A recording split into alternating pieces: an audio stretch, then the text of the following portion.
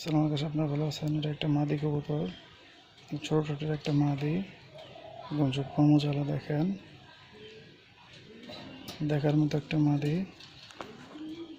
বানের কবুতর,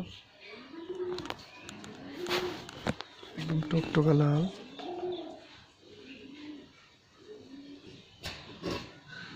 মাদিটা সেল করা যায় যদি গেলেও নিতে পারে।